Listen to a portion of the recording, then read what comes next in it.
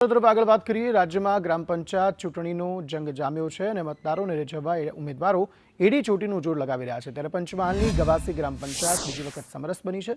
આ ગામમાં ગઢવી, ચારણ અને ઓબીસી સમાજના લોકો રહે છે અને બધા એક થઈને રહે છે। આ ગામમાં લોકોની અદ્ભુત એકતા જોવા મળી છે।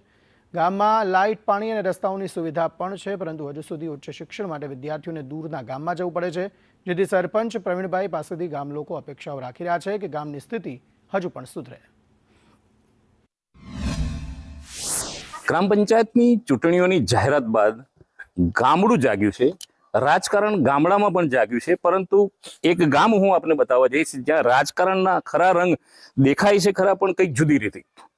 સરકારની એક યોજના છે જે સમરસ ગામ બનાવવાની, જે એટલે કે સરપંચ સર્વાનુમતે ચૂંટાય, ચૂંટણી જ ના યોજાય એવું આ એક ગામ છે, ગોધરા તાલુકાનું ગવાસી ગામ। અને ગવાસી ગામની અંદર આ બીજી ટર્મ છે, જે બીજી ટર્મની અંદર સમરસ સરપંચ આવ્યા છે। અને એ પણ એકના એક નહીં, ગત સમરસની અંદર એક અન્ય ઉમેદવારને સરપંચ બનાવ્યા હતા ગામ લોકોએ ભેગા થઈને। આ વખતે પ્રવીણભાઈ ગઢવીને ફરી એકવાર સરપંચ તરીકે સર્વાનુમતે લાવ્યા છે, સમરસ થયા છે। અને ગામમાં એક કલાકાર રહે છે, એક જાણીતો ગુજરાતનો લોકગાયક બહાદુર ગઢવી।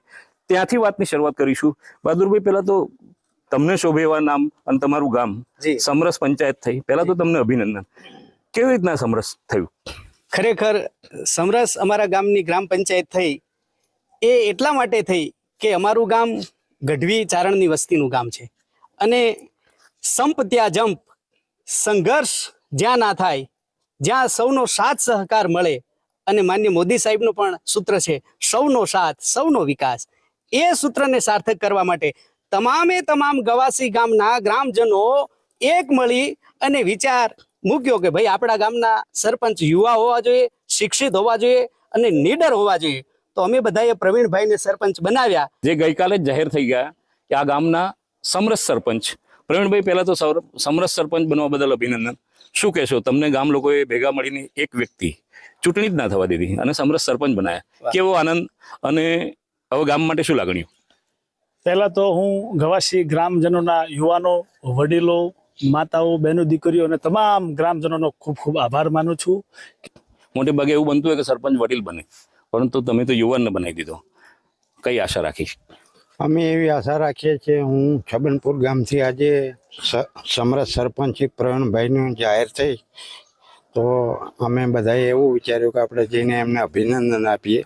અહીંયા આવીને અમે એમને અભિનંદન આપ્યા અને એમણે જે અગાઉના કામ કર્યા હતા એ પણ અમે જાણતા હતા। છેલ્લા કેટલાક સમયથી રાજકારણ, ક્યારેય સરપંચની ચૂંટણીઓમાં ક્યાંક રાજકીય કાવાદાવા અને વેરઝેરના બીજ રોપાતા હોય છે, એ ના રોપાય એ માટે આ સમાજે અને આ ગામે ખૂબ જ ઉમદા પ્રયત્ન કર્યો છે અને સમરસ સરપંચ લઈ આવે છે। હર્ષદ મહેરા, સંદેશ ન્યૂઝ, પંચમહાલ।